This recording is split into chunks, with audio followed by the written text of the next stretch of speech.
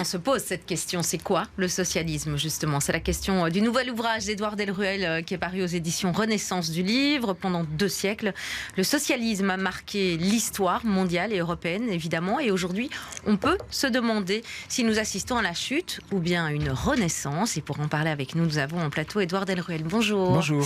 Merci d'avoir accepté notre invitation et de passer par ce studio de BX1 cet moi qui vous après-midi. remercie. Vous êtes professeur de philosophie politique à l'Université de Liège, également président de Solidaris.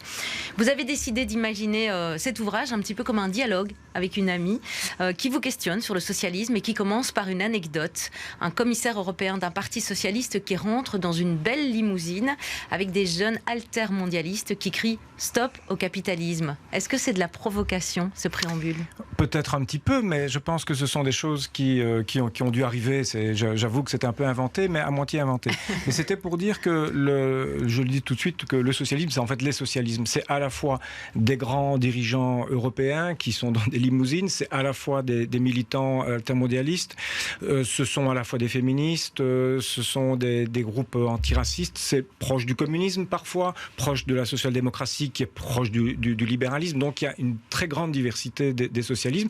J'ai d'abord voulu commencer par là, et puis quand même de se dire qu'il y a quand même un point commun derrière cette diversité. Est-ce que le point commun, c'est de dire justement qu'on est de gauche ? Alors, ça, c'est une première distinction qu'il faut faire parce que le socialisme est de gauche, mais toute la gauche n'est pas socialiste. Vous avez d'abord tout simplement une gauche écologiste aujourd'hui, une gauche, le PTB, je pense qu'ils ne seraient pas très contents de dire qu'ils sont proches du PS. Et puis, vous avez des féministes, vous avez des défenseurs des migrants, etc., qui se disent de gauche, mais qui ne sont pas spécifiquement socialistes. Donc moi, je distinguerais les deux. Je pense qu'il faut distinguer les deux. Mais le socialisme est à gauche, évidemment. Alors, pour vous, c'est quoi, du coup, l'ADN du socialisme? Parce que vous le dites, il y a plusieurs socialismes, mais l'ADN, vraiment? Mais je pense qu'il faut remonter historiquement, tout simplement, au début de la révolution industrielle, au début du 19e siècle, avec la question sociale, la question ouvrière, c'est-à-dire les dégâts de l'industrialisation et du capitalisme. Et donc, le socialisme, c'est d'abord d'émanciper le monde du travail et la société en général, et j'ajoute en ce y compris notre environnement naturel, de l'emprise qu'exerce sur eux le capitalisme. Donc l'ADN, c'est la défense des travailleurs au sens large, des salariés en général, et de lutter contre le capitalisme, que je ne confonds pas avec l'économie de marché. Le socialisme, historiquement, n'a jamais été contre l'économie de marché. Il a d'ailleurs plutôt défendu l'idée des mutuelles, des coopératives, par exemple, qui sont sur le marché. Mais le capitalisme, c'est autre chose. C'est une dynamique sans fin d'accumulation, de profits, qui se fait aux dépens des travailleurs, avec un consumérisme et un productivisme dont on voit aujourd'hui les dégâts. Donc, historiquement, le socialisme, c'est ça, et je pense que c'est encore ça aujourd'hui, et que ça reste son actualité. Et est-ce qu'on reste encore dans cette lutte des classes, dont on a beaucoup parlé, donc vous l'avez dit, les travailleurs, alors pour certains, le prolétariat, les classes dirigeantes, on est encore là-dedans? Alors, je pense qu'il y a toujours de la lutte des classes, mais évidemment, on n'est plus dans la lutte des classes du 19e siècle, avec les prolétaires. Germinal, oui. Voilà, germinal, exactement, avec des mineurs d'un côté et des patrons de l'autre. Tout ça, c'est évidemment diversifié. Il y a une classe moyenne importante qui est aujourd'hui en grand danger de déclassement. C'est un des grands problèmes de la société d'aujourd'hui. Mais enfin, il y a une classe moyenne importante. Le salariat, c'est un peu dignifié. Avant, être salarié au 19e siècle, c'était la honte. Aujourd'hui, on aspire tous à être salarié avec un CDI. Bon. Donc, les choses se sont pluralisées. Il y a aussi d'autres luttes. Il y a les luttes féministes, il y a les luttes antiracistes, les luttes écologiques qui croisent le socialisme, mais des luttes, il y en a toujours, et des luttes de classe, il y en a toujours. Vous le dites d'ailleurs dans votre ouvrage, à un moment donné, en fait, aujourd'hui, les jeunes en politique se mobilisent pour une cause, et on ne milite plus vraiment dans un parti politique, mais vraiment pour le féminisme. Exactement. Si vous demandez à des jeunes, et je prends notamment mes étudiants qui sont assez politisés en philosophie politique, comme vous imaginez, ils ne se déterminent plus par rapport au communisme, au socialisme, au libéralisme, etc. C'est has-been. C'est pas ça, c'est tout simplement que c'est pas leur approche. Mais par contre, la plupart sont très politisés autour de la question de l'avortement. Vous en avez parlé un peu auparavant. La question du droit des migrants, la question du bien-être animal, évidemment les questions écologiques, les questions du climat. Et en fait, c'est leur porte d'entrée dans la politique. Et je pense que c'est un des grands enjeux des socialistes aujourd'hui, c'est de ne pas être déconnecté de ces nouveaux, ou pas si nouveaux que ça, mais enfin de ces mouvements sociaux, de les reconnecter à la question de base du socialisme, qui est la question du travail et de la propriété. Parce que le combat des femmes, le combat des migrants, les combats écologiques, ils sont pour moi indissociables de la question du travail, de la propriété, d'accumulation. Mais ça, c'est un grand défi et il faut bien dire aujourd'hui que le socialisme, le Parti socialiste et les organisations traditionnelles, le syndicat aussi, sont un peu coupés de ces mouvements de jeunes. Il faut bien le dire et pour moi, c'est un des grands enjeux. Et ça a été repris justement en Belgique par le PTB notamment ou par la France insoumise de Mélenchon en France.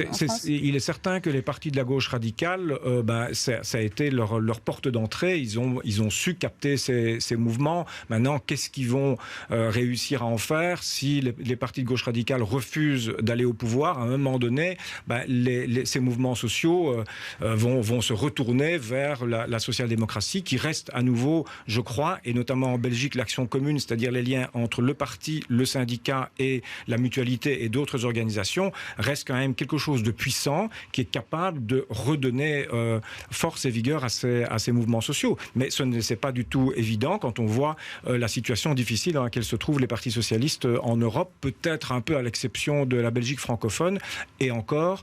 Mais donc là, il y a un vrai enjeu de survie qui se pose, comme d'ailleurs pour toutes les familles traditionnelles politiques. Vous parlez donc d'une grande variété d'idéologies politiques qui sont regroupées dans cette même grande famille du socialisme. Alors quel est son avenir au socialisme? Je crois que moi je pense qu'il a un avenir, même s'il faut admettre qu'il est en difficulté. Ouais. Si on regarde en tout cas les partis sur le plan électoraux, ils sont aujourd'hui en Europe en moyenne à 22%, c'est-à-dire un peu plus bas que ce qu'on estime être le PS à Bruxelles et en Wallonie, mais ils venaient de 30-40%. Oui. Maintenant, la démocratie chrétienne, c'est encore pire comme déglingue et les libéraux ne se portent pas si bien que cela. Pour moi, il y a deux grands enjeux pour le socialisme aujourd'hui, ou trois. Un premier enjeu, c'est de rester connecté aux travailleurs, aux salariés, aux gens qui travaillent en général. Et c'est le cas aujourd'hui encore? Voilà. Ça peut passer par les syndicats et par les mutuelles, justement. C'est certain que ça passe par l'action commune, mais de rester connecté, que le socialisme ne devienne pas un truc de bobo, de diplômés urbains. Ça doit rester connecté à la classe moyenne et aux classes les plus précaires. Deuxièmement, évidemment, c'est la question environnementale. Il faut absolument que le socialisme devienne un écosocialisme. Et je pourrais démontrer que les questions environnementales, ce sont les questions sociales, que les classes populaires sont celles qui polluent le moins, qui subissent le plus les dommages environnementaux, donc de connecter ces deux questions. Et puis la troisième question, c'est aujourd'hui, avec la montée de l'extrême droite qui arrive au pouvoir, c'est pas simplement qu'elle gagne des sièges, qu'elle arrive au pouvoir, c'est la question démocratique. Les socialistes ont toujours été antifascistes et je crois qu'ils doivent retrouver quelque chose aussi d'un ADN de l'antifascisme des années 30. Je parle relativement peu de cela, j'en parle dans le livre, mais aujourd'hui, avec l'arrivée au pouvoir en Italie, en Suède, de l'extrême droite, on voit Suède, qui était le grand pays du socialisme, de la social-démocratie, on voit que ça, c'est un enjeu fondamental. Donc l'enjeu environnemental, l'enjeu démocratique et évidemment toujours l'enjeu du travail. En fait, à chaque fois, c'est un peu les partis traditionnels, de toute façon, ces dernières années, qui ont dégringolé dans les sondages. Le populisme, vous l'avez bien expliqué, c'est quand même quelque chose qui a fait beaucoup de mal aux partis politiques. Votre ouvrage est avec une préface de Paul Magnette. Vous lui avez dit tout ça, qu'il fallait rester justement connecté. Il en est conscient. Oui, mais notre rôle, à la fois aux intellectuels, je mets des guillemets, mais j'assume cette étiquette. Notre rôle d'intellectuel et aussi comme président de Solidaris, c'est-à-dire de la mutualité socialiste, c'est d'être des aiguillons et de rappeler au parti qui a son rôle, il est au pouvoir. Il est au pouvoir et un parti politique, même le PTB, aspire normalement à aller au pouvoir. Ils ont dit que non, pour 2024, ils ne veulent toujours pas. Ça, c'est un gros souci et c'est la raison pour laquelle, pour moi, le PTB n'est pas l'avenir de la gauche. Et notamment parce qu'il refuse d'aller au pouvoir. Mais le rôle des intellectuels et le rôle d'une grande organisation comme la mutualité, on l'a encore fait dimanche dernier au 200e congrès du Parti socialiste, c'est de servir d'aiguillon. Et de dire, par exemple, le statut de cohabitant, il faut supprimer ça tout de suite et ça doit être une priorité pour le Parti socialiste.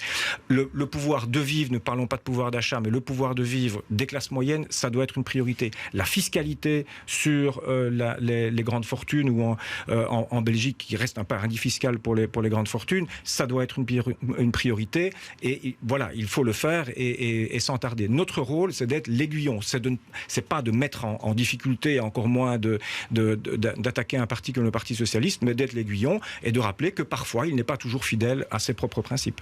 Pour vous, est-ce qu'il y a encore une grande avancée à faire? Quelle serait cette avancée? Parce qu'il y a eu des avancées grâce au socialisme. Vous avez parlé des syndicats, des mutuelles, l'État-providence. Je sais que vous n'aimez pas trop ce terme. L'État social, la Sécu. La Sécu, c'est le grand acquis. Il y en a d'autres, mais il y a aussi le suffrage universel.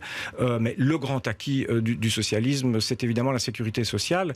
Un long combat et nous en profitons encore. Et un modèle. Mais aujourd'hui, ça veut dire quoi? C'est la défendre, c'est ça la lutte la plus importante, ou alors il y a quand même d'autres choses encore à conquérir? Il faut toujours défendre la sécurité sociale, notamment contre les fausses bonnes idées comme l'allocation universelle par exemple. Donc défendons la sécurité sociale.